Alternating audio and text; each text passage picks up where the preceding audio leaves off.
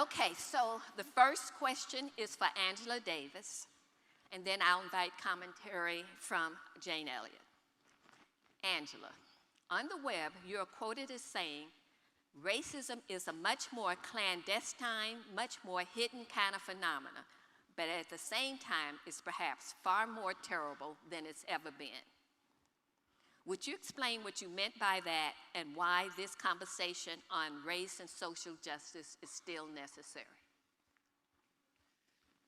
Okay, I'm trying to remember when I said that. It may have been 30 years ago. But do you believe it? First of all, thank you very much for inviting me. I'd like to thank the, is the mic working? Okay, I'd like to thank the, no? Who cannot hear? If you cannot hear, raise your hand. Okay, is this better? All right, well, I'll hold it up to my mouth. So first of all, I'm really honored to be here with Jane Elliott. This is the first time I've had the opportunity to meet her.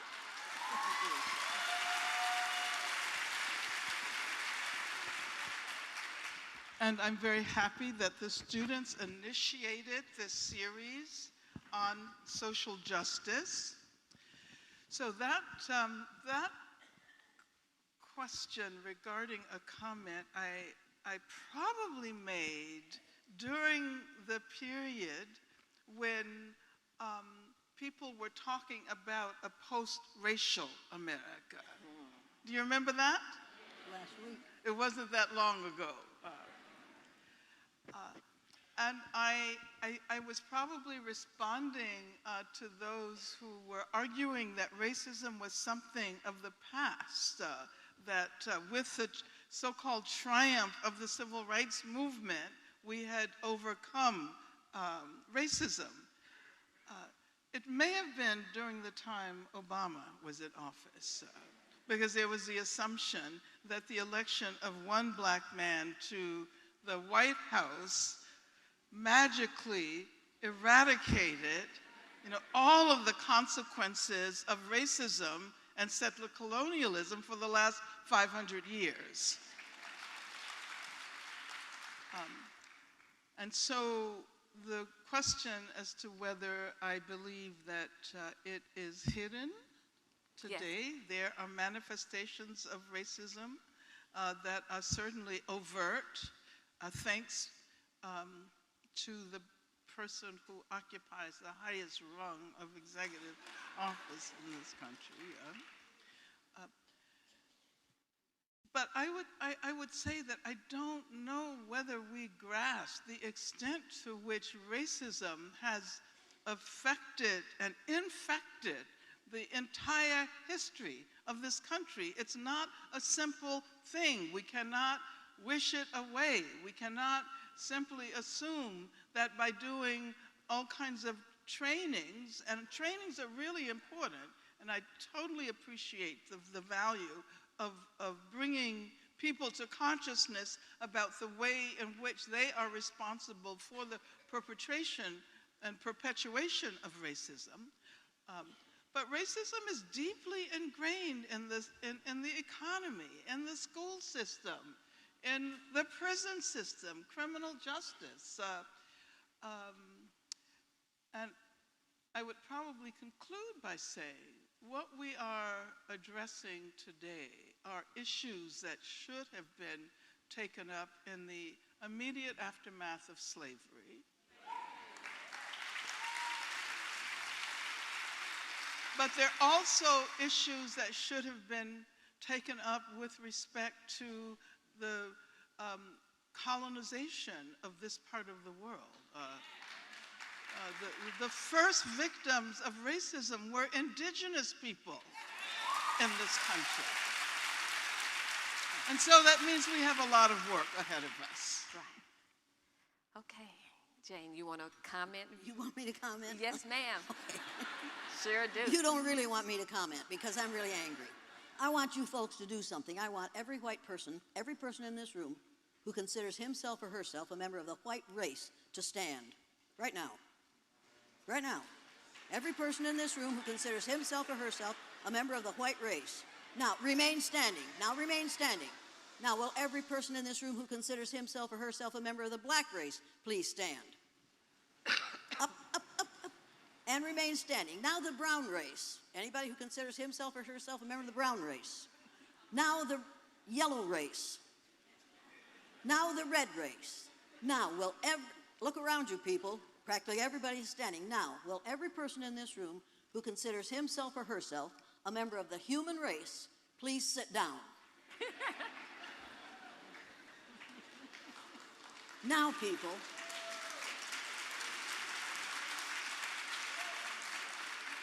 you are all members of the same race, the human race, which started with black women between 300,000.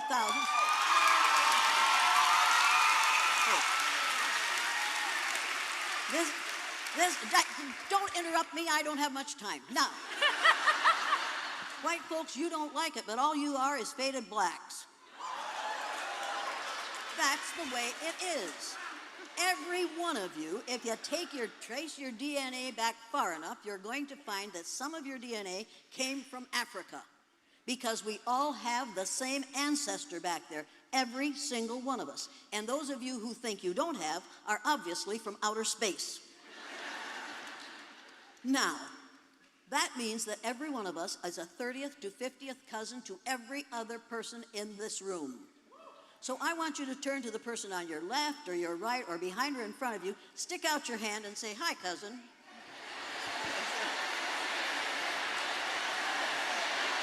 Hi, cousin. Good morning, good evening, and good afternoon, Africans. I hope you're faring well where you are, and if you ain't faring well, please fare well where you are. You see, in the long unfinished story of America, the question of race and privilege is not just a small speech, right? The question of race and privilege has been the central narrative in the United States of America that is shaping its past, its present, and its foreseeable future, right? So in this specific video that we are going to have a commentary on, we have the legendary Angela Davis, who is a black American. Angela Davis is a scholar.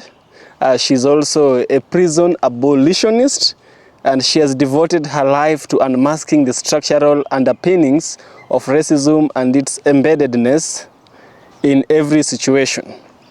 And then another character that we are going to have is a face that is not a stranger to us, the face of Jane Elliott, right? Jane Elliott is a white American. She's an educator. She's famous for her experiment, Blue Eye, Brown Eyes, right? And this experiment exposed the psychological and social mechanics of privilege in ways that force even the most resistant audience to confront uncomfortable truths, right? So together, through coming from different lived experiences and vantage points, they offer a lens through which the realities of race and privilege in today's America, especially for black Americans, can be examined with clarity, urgency, and moral weight. Yes. So the question of race and privilege is not a new thing in the United States of America. It's a thing that has shaped its past, is shaping the present, and will likely shape the future that we can see, right? So I want us to dive into this video, listen to Angela Davis herself, and listen to Jane Elliott herself dissect what we understand by race and privilege, yes? So by the end of the video, I shall get back where I shall also share with you my deep critical analysis. Let's dive in. Did I tell you they were excited? Did I tell you they were excited?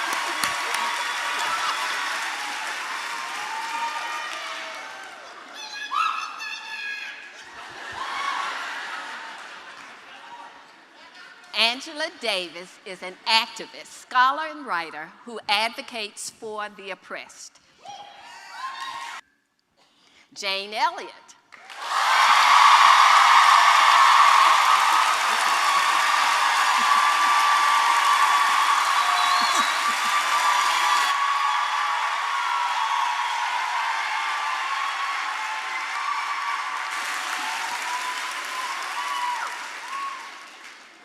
right, y'all, we're gonna have fun tonight. Jane Elliott is an internationally known teacher, lecturer, and diversity trainer. In response to the assassination of Dr. Martin Luther King Jr. in 1968, she devised the controversial and startling Blue Eyes, Brown Eyes exercise. Thank you. Thank you. The now famous exercise labels participants as inferior or superior based upon the color of their eyes and exposes them to the experience of being a minority. So, welcome to both of you. Thank you. Okay, so the first question is for Angela Davis, and then I'll invite commentary from Jane Elliott. Angela, on the web, you're quoted as saying, racism is a much more clandestine, much more hidden kind of phenomena, but at the same time is perhaps far more terrible than it's ever been. Would you explain what you meant by that and why this conversation on race and social justice is still necessary? Okay, I'm trying to remember when I said that. It may have been 30 years ago. But do you believe it? First of all, thank you very much for inviting me. I'd like to thank the, is the mic working? Okay. I'd like to thank the, no? Who cannot hear? If you cannot hear, raise your hand. Okay, is this better? All right, well, I'll hold it up to my mouth. So first of all, I'm really honored to be here with Jane Elliott. This is the first time I've had the opportunity to meet her.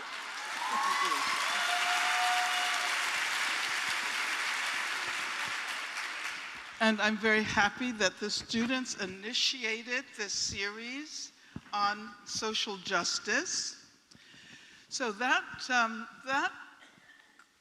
question regarding a comment I probably made during the period when people were talking about a post-racial America. Do you remember that? Last week. It wasn't that long ago. And I was probably responding to those who were arguing that racism was something of the past, that with the so-called triumph of the civil rights movement, we had overcome racism.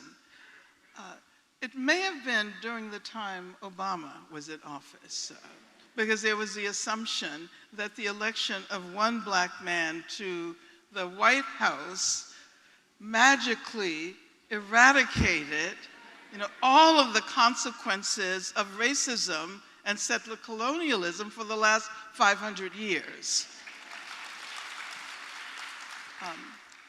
And so the question as to whether I believe that it is hidden today, yes. There are manifestations of racism that are certainly overt, thanks to the person who occupies the highest rung of executive office in this country.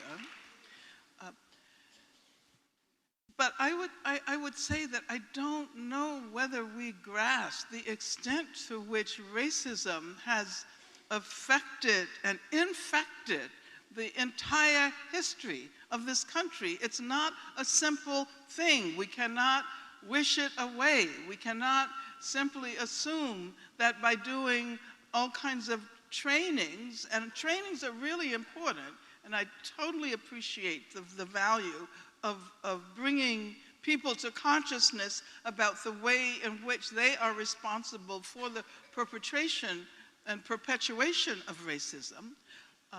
But racism is deeply ingrained in the economy, in the school system, in the prison system, criminal justice. And I would probably conclude by saying what we are addressing today are issues that should have been taken up in the immediate aftermath of slavery. But there are also issues that should have been taken up with respect to the colonization of this part of the world. The first victims of racism were indigenous people in this country. And so that means we have a lot of work ahead of us. Right. Okay. Jane, you want to comment? You want me to comment? Yes, ma'am. Okay. Sure do. You don't really want me to comment because I'm really angry. I want you folks to do something. I want every white person, every person in this room who considers himself or herself a member of the white race to stand. Right now. Right now. Every person in this room who considers himself or herself a member of the white race. Now, remain standing. Now, remain standing. Now, will every person in this room who considers himself or herself a member of the black race please stand? Up, up, up, up. And remain standing. Now, the brown race. Anybody who considers himself or herself a member of the brown race. Now, the yellow race. Now, the red race. Now, will look around you, people. Practically everybody is standing. Now, will every person in this room who considers himself or herself a member of the human race please sit down? Now, people,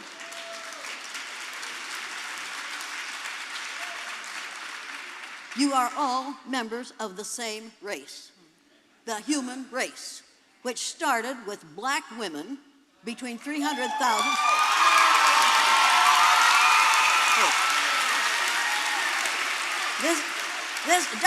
Don't interrupt me, I don't have much time. Now, white folks, you don't like it, but all you are is faded blacks.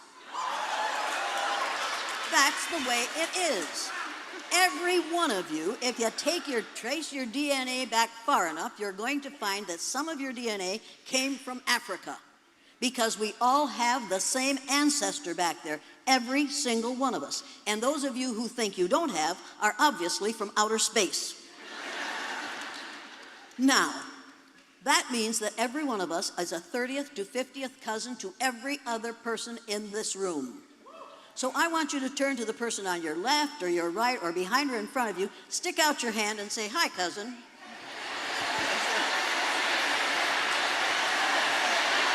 Hi, cousin.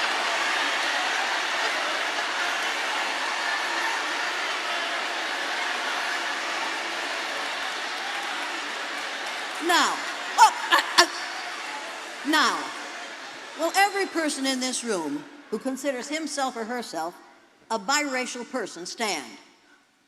Don't you stand. Don't you stand. People, we have to get rid of the language of racism.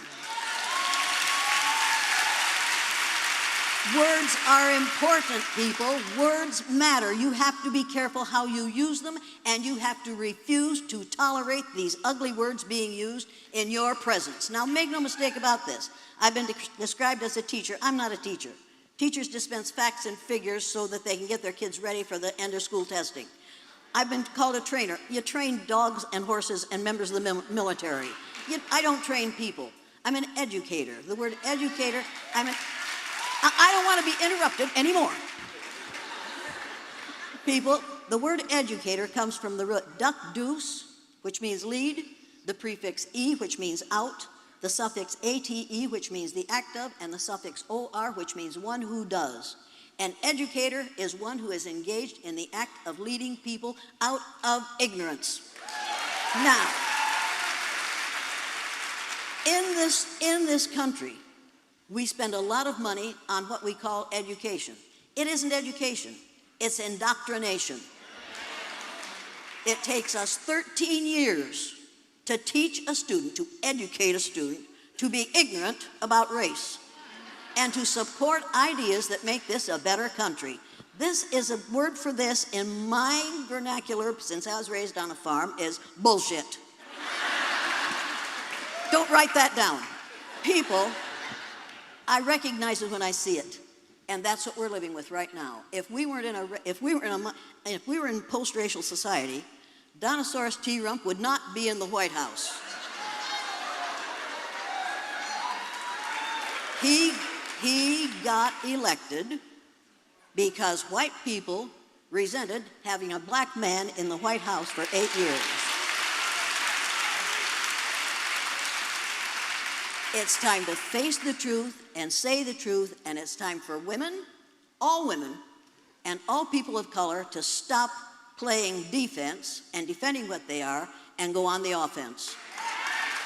We were here first. We don't have to apologize for what we are or for what we do. Now, I know some of you are thinking, boy, is she a bitch? Yes, I am. Now, how many of you women have been called the B word? Look around, fellas. Everybody's heard it. Come up with a new word. Now, how many of you are called that by a male? All right, people, for me, the B word is an acronym for being in total control, honey.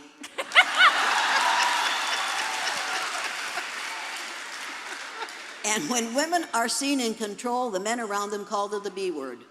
You need to say, you're right, darling, I am. And then you need to whip out your little Lorena Bobbitt fruit knife. Now, don't do that, because some of these boys are scared to death. Now some of you are thinking, she doesn't like men. Oh, God, do I like men. Oh,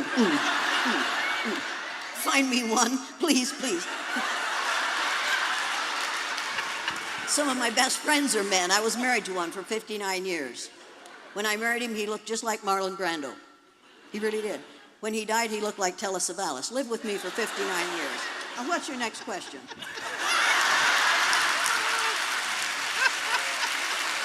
Sorry. Okay.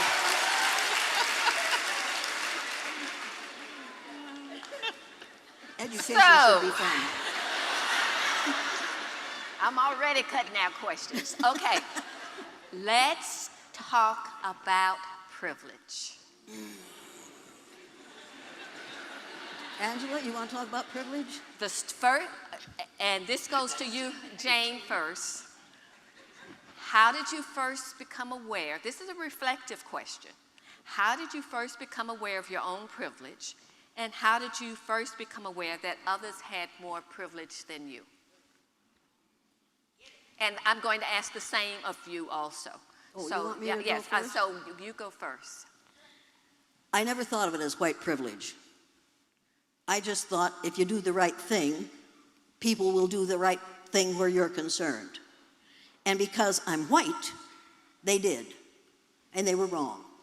Because I've been doing the wrong thing for about 33 years, I did the wrong thing. I thought I was all right.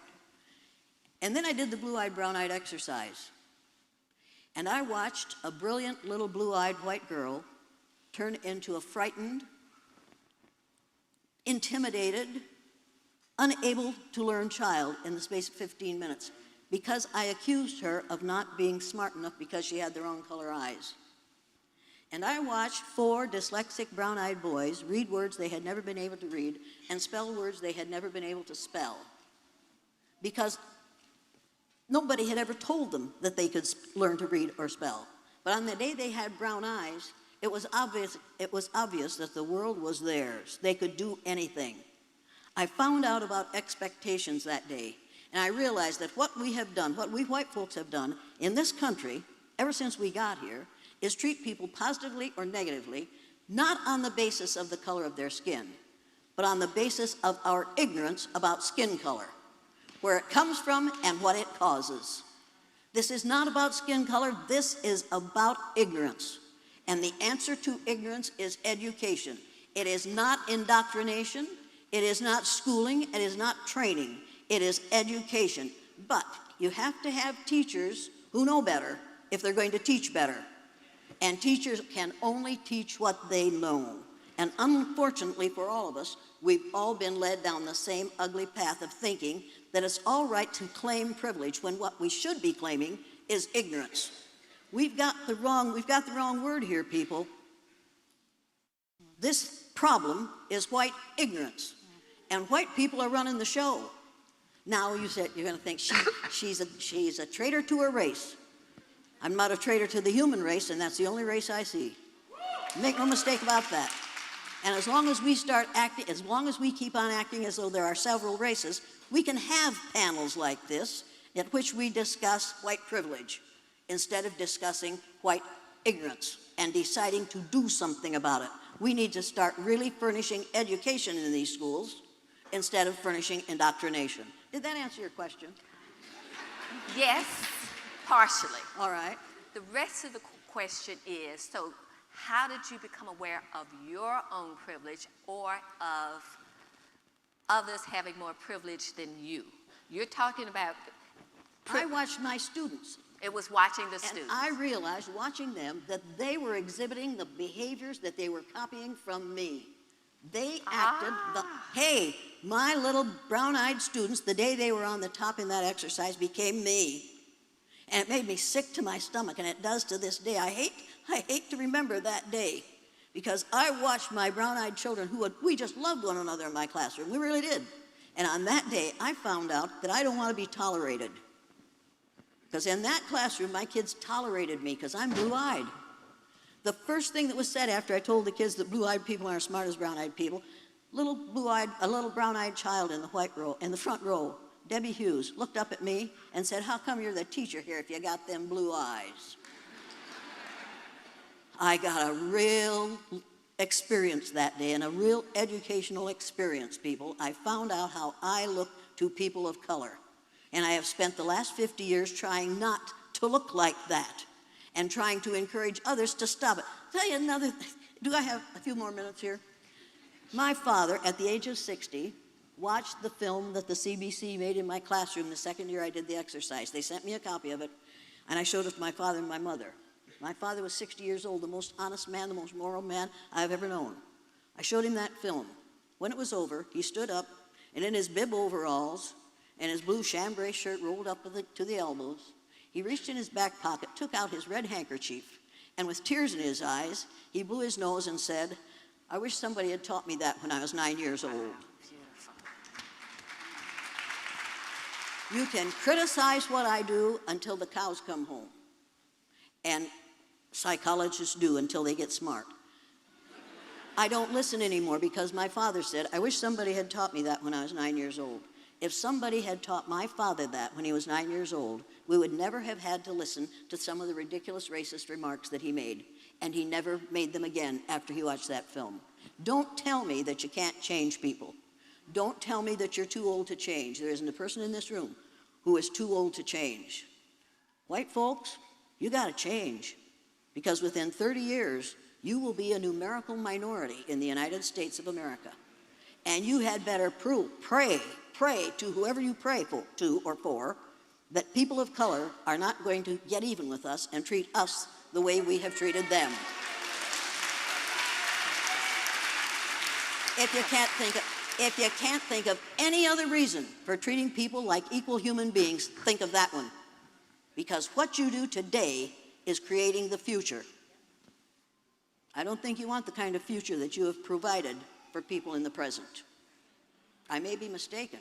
You may not know what's going on. You know what's going on. And if I asked you, if every white person in this room who wants to be treated the way we have treated people of color in this country, if you'd like to be treated that way, all you white folks, if you want that for the rest of your life, please stand. Did you understand the directions? If you're white and you think blacks have got it so good in this country and you want to be treated the way they have been for the rest of your life, just stand up. You know why you aren't standing.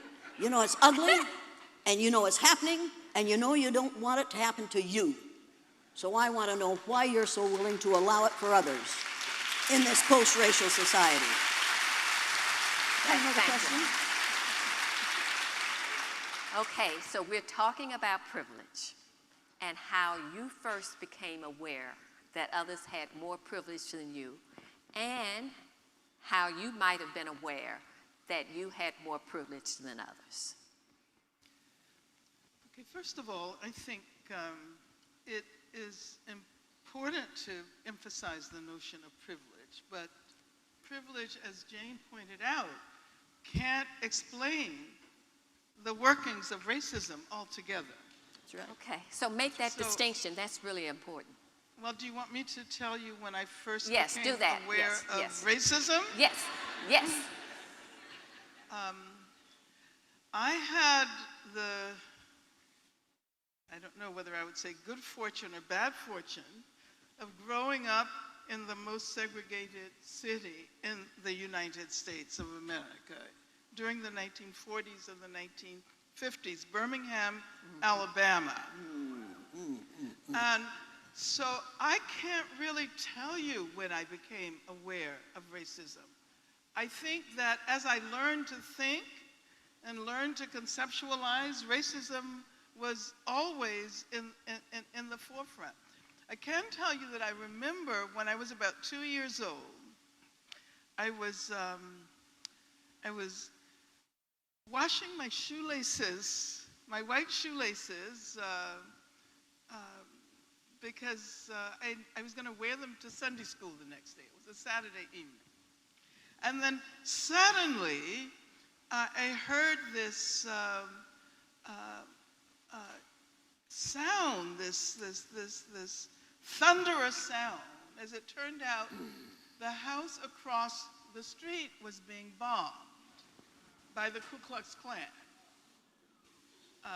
Because I lived in an area of Birmingham that was right on the edge of the zone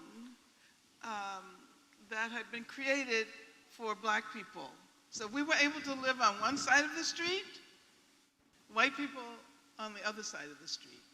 When black people bought a house on the other side of the street, it was bombed by the Ku Klux Klan. But let me say something parenthetically here, because you might ask, well, how is it that black people were able to buy a house in the white neighborhood? Because of course white people would have to sell it to them. It was because white people bought the house. White people who were involved in the anti-racist movement bought the house so that black people could challenge the racial zoning laws. This was in Birmingham, Alabama. You might have heard of Ann Braden from Louisville, Kentucky, who was one of my mentors. I met her when I was very, very young. And she and her husband, Carl, ended up doing the same thing in Louisville. They bought a house for a black couple. Carl ended up going to the federal penitentiary as a result, because he was charged with some incredible charge. But the point that I want to make is that, when I learned how to think, I learned how to think about racism. And I was very fortunate to be raised by a mother who was a teacher. My father was a teacher as well. And I would like to say an educator in the way you described what it means to be an educator. Because as I've said many times, from the moment when I became aware of the fact that black people were treated as inferior, I can remember hearing my mother's voice say, "This is not the way things are supposed to be. This is not the way the world is supposed to be organized. And one day they will be different." So as a result, I learned how to imagine a different world early on, when I was, I don't know, 3, 4, 5 years old. And I have, it wasn't so much a personal awareness, and I think that oftentimes we tend to only think about racism in personal terms. That there's, something wrong with this white person because this white person has racist ideas. But it's about ideology. It's about how larger forces are doing the work through our emotion and our consciousness, and the fact that during that period, so many white people, not all, but the vast majority of white people were convinced that black people were inferior. It had something to do with the way in which we conceptualize freedom. I mean, how did white people know that they were free? You know, during slavery, this was supposed to be the first great democracy in the world. How did people who experienced that democracy know that they were free? Because they looked at slaves and they were able to say, I am free because I am not a slave. I am free because I am not black. I am free because I am not in prison. So I think that it's really important to ask ourselves how these larger forces, how the state, how racist ideology works through individuals. And oftentimes people assume that it's their ideas. It's not their ideas. They have been infected before they even, oftentimes before they even acquire the ability to think, they think in a racist way. And that has to do with larger forces. I've always been interested in how these forces connect. So when we speak about racism, it's not just anti-black racism.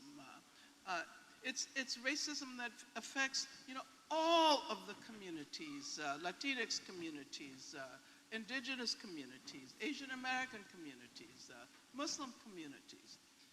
But it's also about the relationship between racism and class exploitation.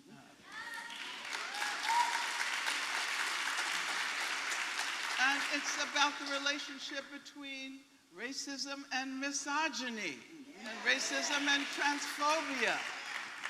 So the term that we often use now, intersectional, which means to try to think these things together and ask, you know, how they reinforce each other and how they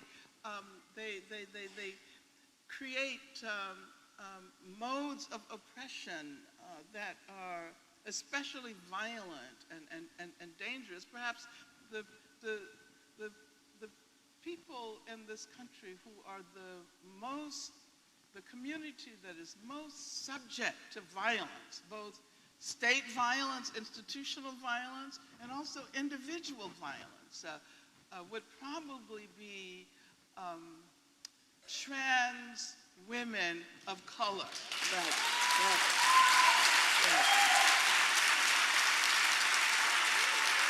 And so I think, you know, oftentimes when we're in institutions such as universities, we're taught to isolate and analyze. And we forget that when we engage in these processes of isolating a concept for the purpose of understanding it, we forget that this is not the way the real world works. You know, we assume that what's in our head constitutes social reality. But social reality is very messy. It's not the kinds of, I mean, as someone who has been a teacher at the university level for many, many years, 20 years or so training PhD candidates, I can tell you that the hardest thing to teach is the difference between the tools that we use to try to learn how to understand the world and the way the world exists in its craziness and messiness. The social world always exceeds our ability to fully comprehend it. And I think that if we don't recognize that, we will never move in the direction of revolutionary change, which is what we need in this country right now and in this world. I'd like to ask the audience a question. May I? Oh, let me follow up with her, and then I'll come back to you. I'm doing this on behalf of the students who organized this event, because the word privilege is something they specifically want you to address. You said you'd made a distinction between racism and privilege. How does privilege fit in to what you're talking about? I think white privilege is an important concept. And in a sense, it comes from W.E.B. Du Bois and his notion of the wages of whiteness. The wages, the metaphorical wages that you are paid simply because you are white. Or someone like Cheryl Harris, who writes about whiteness as property. Whiteness as a kind of valuable property. Or Peggy McIntosh, who of course writes about privilege as being a kind of invisible knapsack that white people carry that has all kinds of codes and ways of maneuvering in the world that give them a great deal more privilege than others. But privilege is also something that one can discover in communities of color. Yes. I mean, I think about, what's his name in the White House now? I tried really hard to forget his name.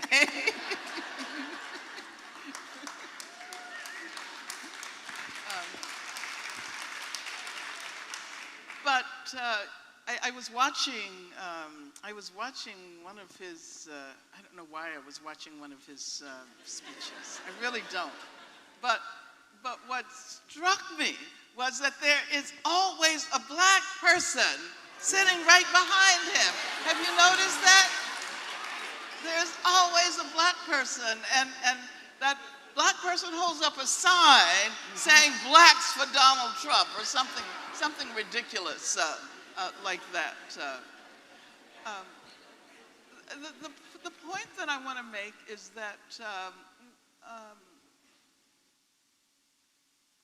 black people are also implicated in the way racism works. Yes.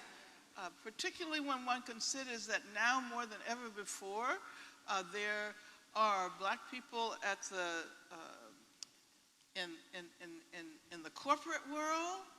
I mean, the thing I didn't speak about was capitalism.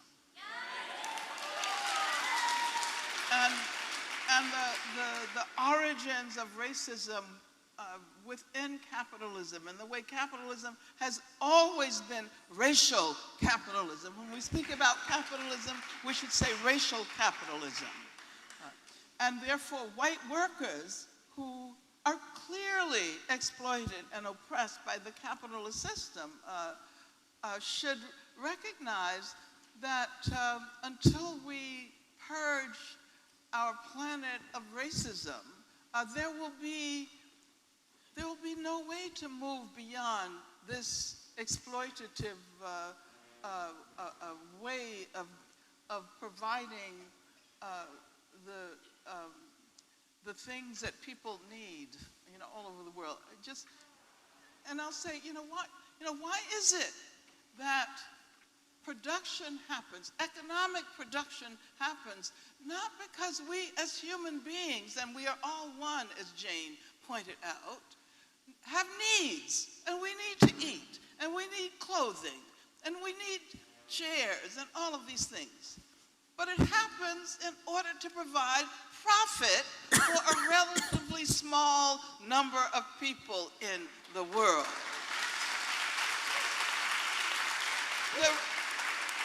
The wealthiest 8 men, because they're all men, on the planet own more than half of the entire world. And that is obscene.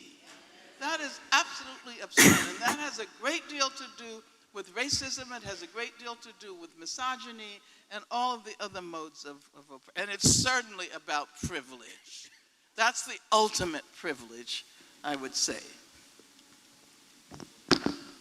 And I'll be quiet. I'm going to stop preaching. Right. Hear you. They came to hear you.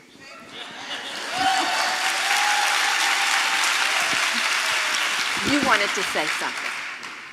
Today, I asked a young woman how long she thinks this has been going on, this racism against blacks. How long do you think it's been going on? Forever? You're wrong. 500 years. Yeah. During the Spanish Inquisition, the people who were running the Spanish Inquisition and killing people because of their religion found out that they killed a whole lot of people who had the right religion. They couldn't tell what their religion is by looking at them. So they decided they had to find another way to identify the people that they were going to kill and enslave, and/or enslave. So they set upon skin color. People, it's only 500 years old.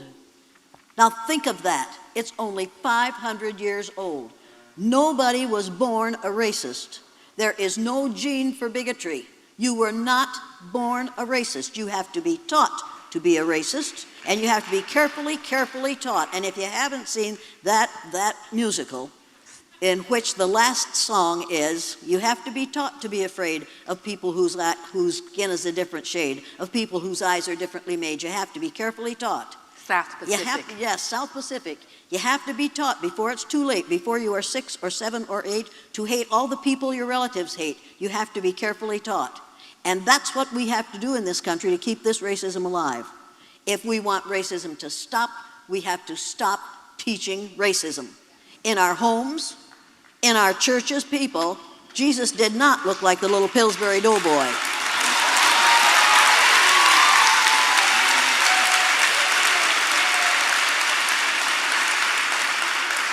And God is not an old white man with a long gray beard that looks like Charlton Heston playing Moses. And Mary did not have pale skin, blonde hair, and blue eyes. Get over it. And do it now.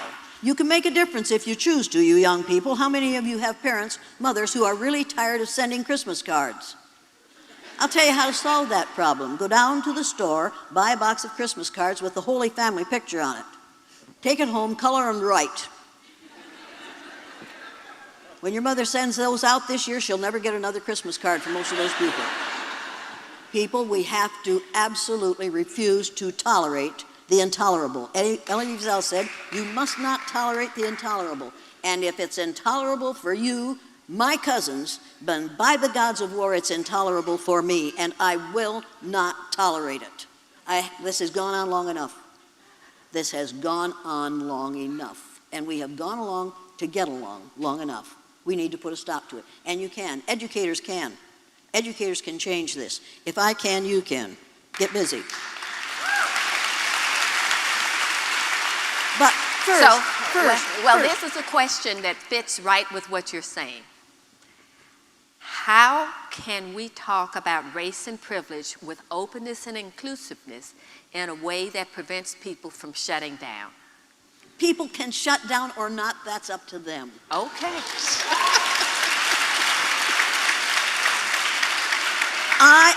Let me tell you something. I am not responsible for how you respond to me. You got it?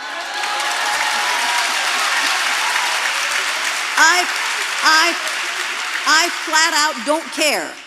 If you learn something in here this evening from this woman who has forgotten more than I'll ever know about racism, and what little I know, if you decide to learn something in here tonight, you'll learn something.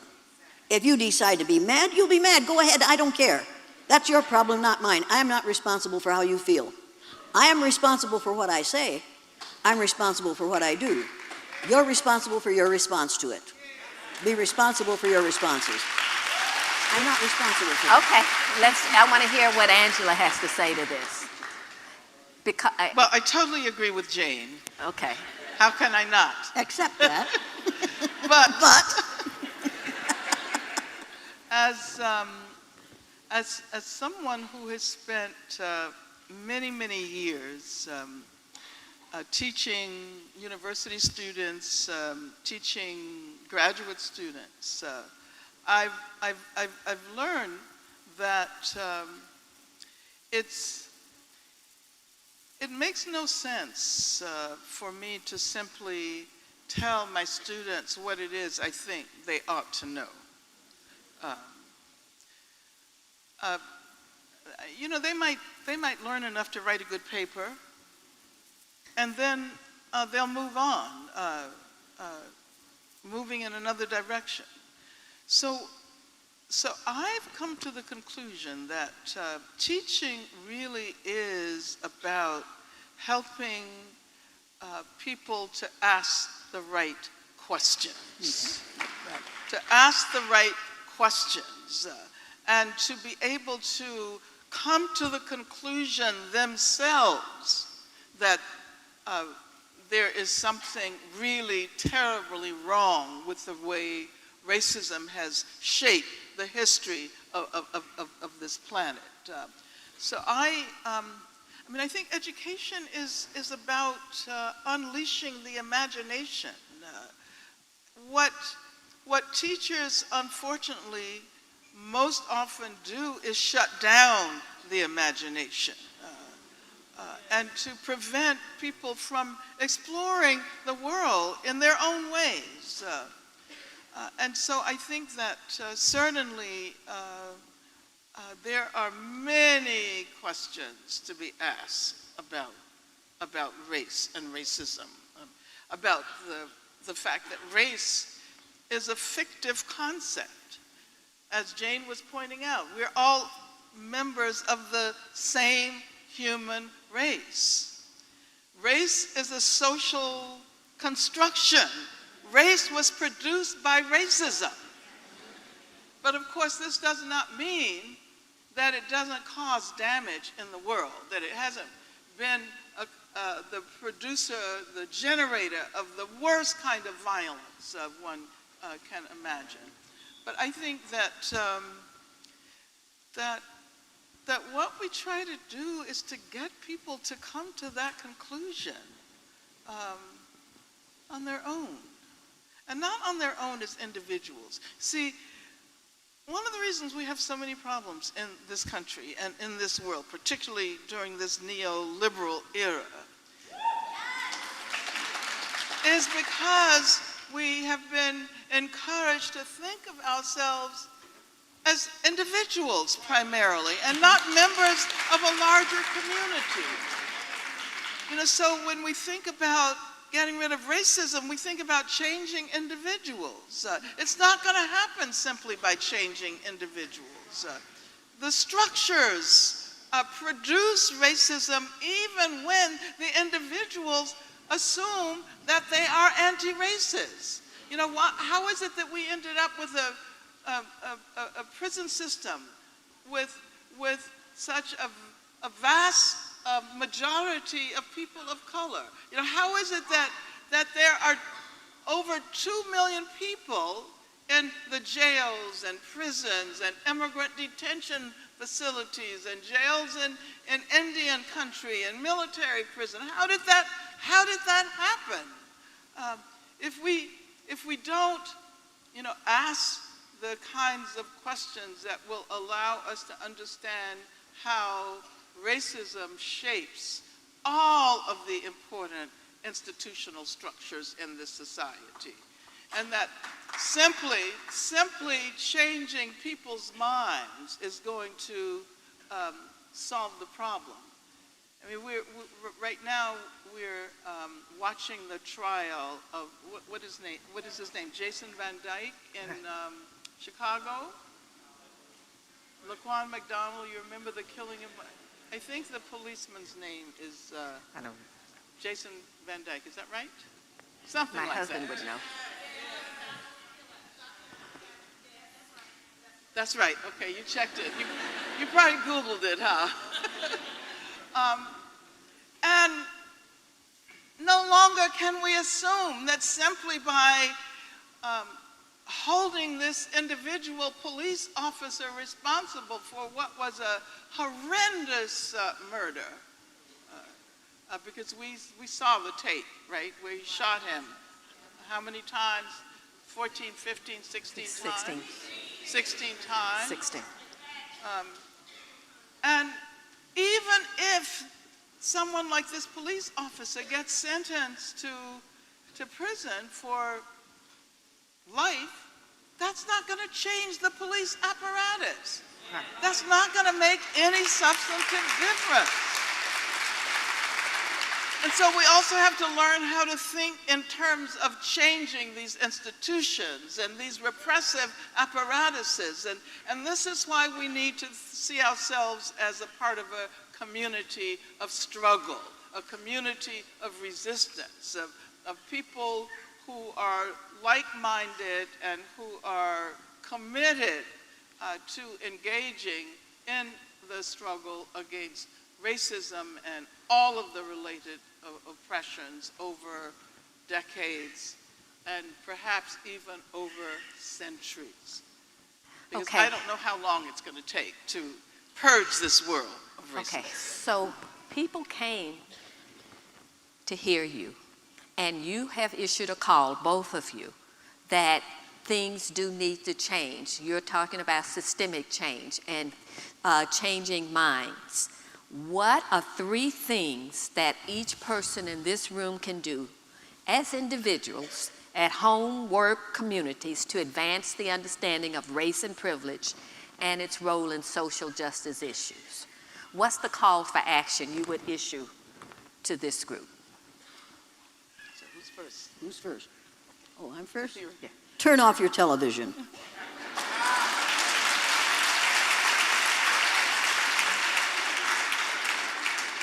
Pick up a book.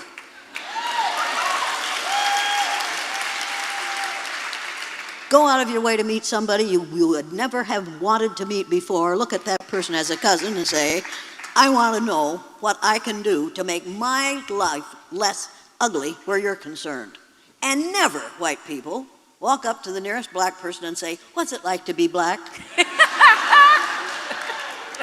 And never, when I come to speak to your school, or your college or your university, never say to me, I think we should ignore differences and talk about similarities. Similarities are more important than differences.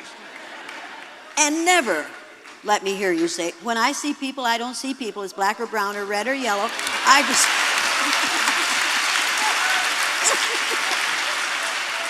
And how about this one from a teacher? I don't care whether you're black, brown, red, yellow, or green with purple polka dots, I'm going to treat you all alike. How many of you have heard that one out of a teacher? How many of you have ever seen people who are green with purple polka dots?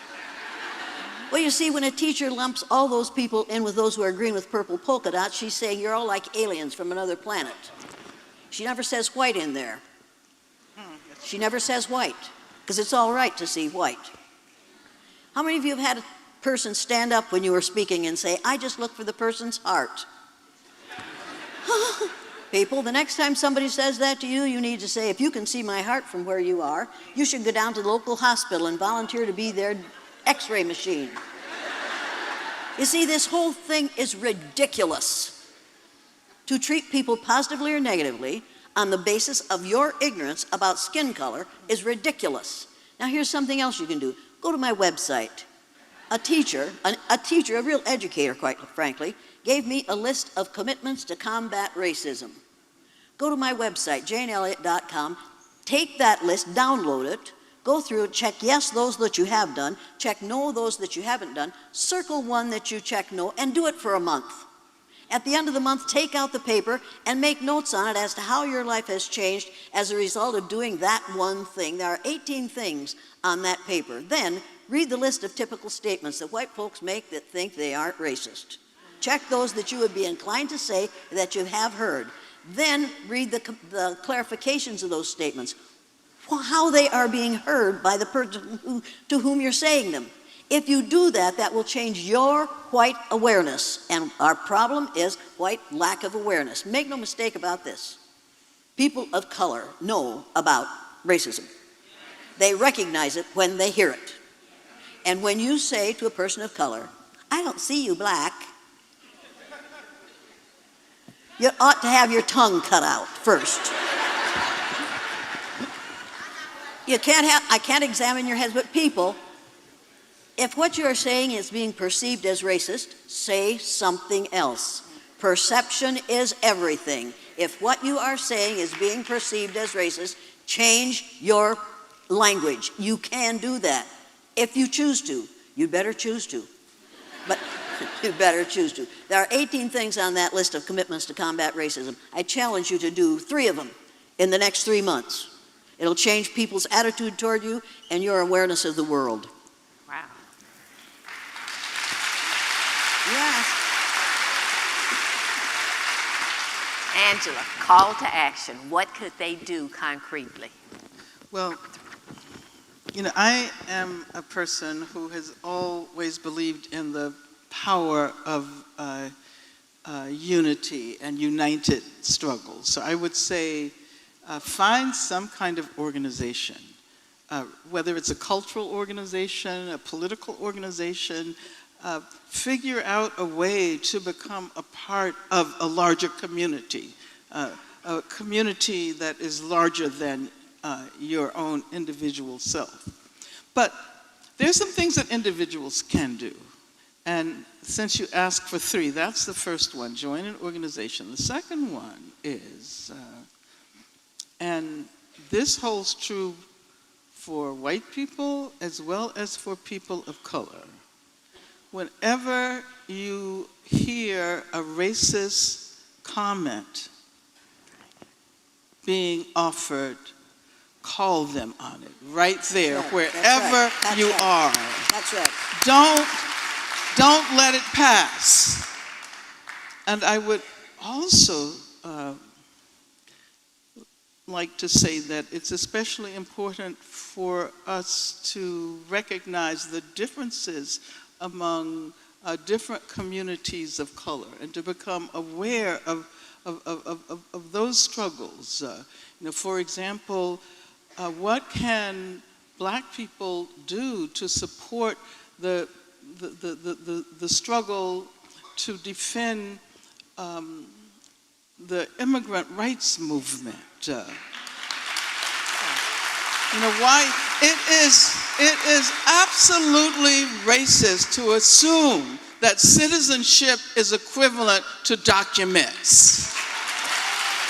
That you can determine a person's commitment based on a piece of paper that they have or don't have. And especially now during this period, we all have to stand up in support of undocumented immigrants. And because of the impact of Islamophobia and anti-Muslim racism all over the world, and because of the ways in which the whole functioning of racism has been transformed, consider local police departments all over this country that have been trained in counterinsurgency tactics and strategies, anti-terrorist approaches, and in many instances, I have to say they're trained by the state of Israel. After clearly watching this video, here is my deep critical analysis as promised.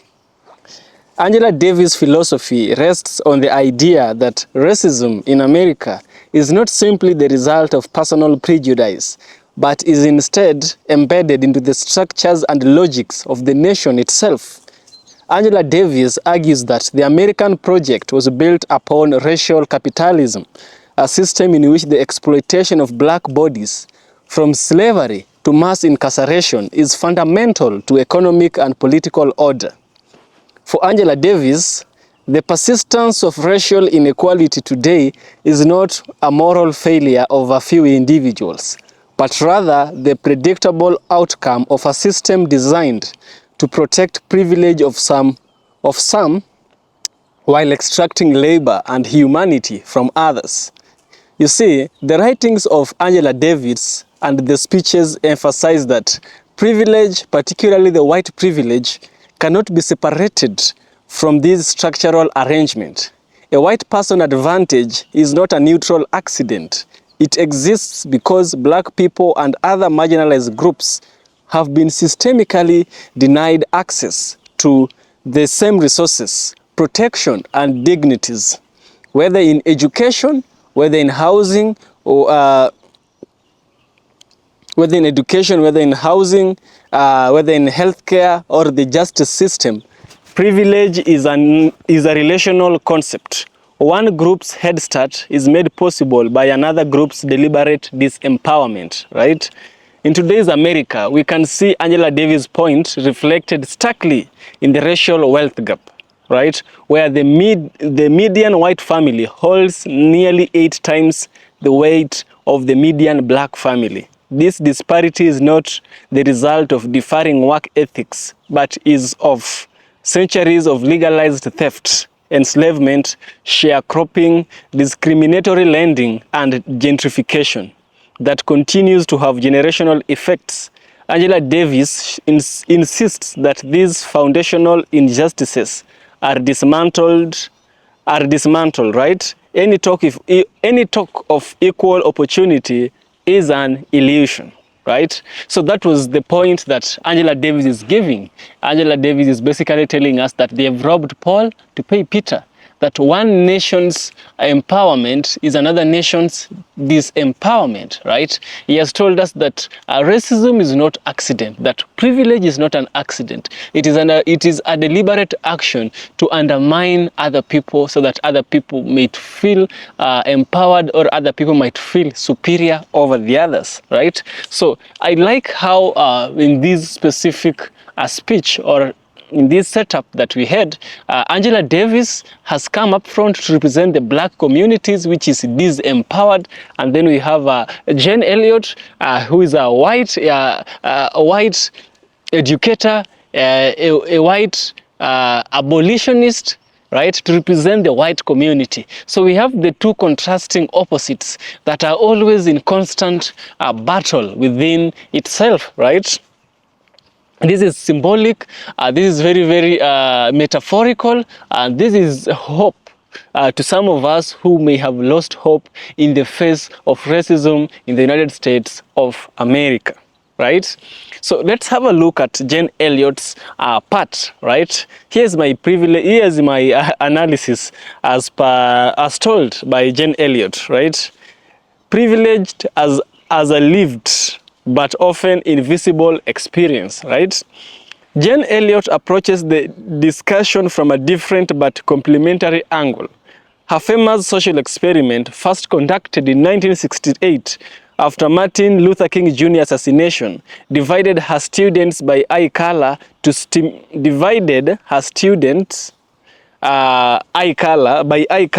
simulate the arbitrary but devastating effects of racial privilege and discrimination. In doing so, Jane Elliott exposed the ease with which dominant groups can internalize superiority, right? And the speed with which oppressed groups can internalize inferiority, simply because authority and systems reinforce these positions, right? So Elliott has spent decades telling white Americans that privilege is not something they can choose to have or discard. It is given to them by a system that has designated whiteness as the norm, the default, the unmasked standard of humanity, and most importantly, she reminds her audience that privilege often remains invisible to those who possess it, precisely because the system is designed to make it feel neutral and deserved. In modern America, this invisibility remains a powerful obstacle to racial justice. Many white Americans resist the term privilege because they equate it with personal wealth or comfort, right? Failing to see that privilege also means not being racially profiled, not having one's children suspended from school at disproportionate rates, not being followed in stores, and not fearing for one's life during a routine traffic stop. Jane Elliott's message is simple but very, very sharp, right? If you are white in America, you are treated different by the institution of the country of USA. And that difference is what we mean by privilege, right? It's sad that people might refuse the existence of privilege, of white privilege, while we can see the problems it carries with it. White privilege is a source of big problem in the United States of America, right? Denying existence of racism is reinforcing racism itself, because you can't fight that which does not exist. You can't fight that which you can't see, right? So there is a point where Angela Davis and Jane Elliott ideas collide, or rather I can say converge, not collide, converge. When I say collide, it will be of a negative denotation, right? So here's where their perspectives meet. Through their backgrounds, though their backgrounds differ, Angela Davis, speaking from the lived experience of black womanhood in America, and Jane Elliott from the position of a white educator, their ideas converge on a fundamental truth. Racism is not an aberration from American values, but a constitutive part of them. Privilege, white privilege, then, is not a glitch in the system. It is one of its primary functions, right? Angela Davis focuses on dismantling the structures, prisons, policing, capitalism that produce racial inequality.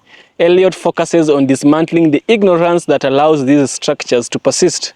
One attacks the machinery, the other attacks the mental programming that convinces people the machinery is fair. Together, they outline both the ideological and institutional pathways through which race and privilege operate, right? So what's the relevance to today's Black America? How is it important to you who is watching? You see, right now we are in the year 2025. You see, the lived realities of Black Americans confirm the enduring relevance of both Davis and Elliott's teaching. The disproportionate killings of black people by police officers, the racial disparities through the COVID-19 casualties, the attacks on voting rights in states across the South, and the surge of book bans targeting works by black authors all reflect a society where both systemic oppression and ignorance about privilege are alive and well. For instance, debates about critical race theory in schools are not really about academic theory. They are about the discomfort that comes from having to face the historical truths Davis and Elliott emphasize. Many white parents reject such curricula because they fear it will make their children feel guilty about their race, revealing Elliott's point that privilege often demands insulation from discomfort. At the same time, this refusal to acknowledge history ensures that Davis's structural critiques remain relevant. Without an honest reckoning with the past, the present will remain unjust and unpeaceful. In the economic sphere, black unemployment rates consistently exceed those of whites, even when education levels are equal. Housing segregation remains entrenched, with black families facing higher mortgage denial rates despite their similar incomes. The result is that privilege is reproduced generation after generation, not because of personal prejudice alone, but because of the systems that are designed to yield those outcomes, right? I hope you understand where the two people converge and their ideas coming together, reflecting on both sides, and them realizing that indeed white privilege exists, yet it is not by accident, right? It is the system's primary function for it to be racist, right? So what is the moral imperative forward? Angela Davis often says we have to talk about liberating minds as well as liberating society. Jane Elliott echoes the sentiment when she warns that ignorance about privilege is not innocent, it is lethal. The fight against racial injustice, therefore, must be twofold: dismantling the institution that uphold racial hierarchy and dismantling the denial that allows those institutions to survive. For today's America, especially for those committed to justice for black Americans, this means refusing to let conservation about privilege dissolve into defensiveness or empty guilt. It means channeling awareness into action, supporting policies that close racial wealth gaps, reforming criminal justice, demanding equitable education, and resisting political movements that seek to roll backward hand-won gains. The work is generational. And as both Davis and Eliot make clear, it requires honesty from those who benefit from privilege and courage from those who are oppressed by its existence. If America is ever to live up to its democratic promise, the comfortable must be made uncomfortable, and the oppressed must be empowered not just to survive, but to transform the very structures that define their reality, right? That was a very, very powerful critical analysis, and also a very powerful speech that was made by Angela Davis and Jane Elliott. These are very, very important voices on both the white people's end and the black people's end. All we need from this, the reason why we do all this, is for you to get educated, and possibly in the near future, if not now, we shall have a community of non-bias, a community that treats each and every person as an equal, but not as a subject to police brutality, to injustices, to not having equal opportunity when it comes to employment, right? Even though they have equal education, right? So that's the basis of all this that I do. That's the basis of what Jane Elliott is doing there and Angela Davis is doing there, right? Yeah. So if you have any thoughts about this video, share your thoughts in the comment section. I'm willing to hear what you have to say. Remember to share your thoughts and stay tuned, keep positive, stay loved. See you in the next one.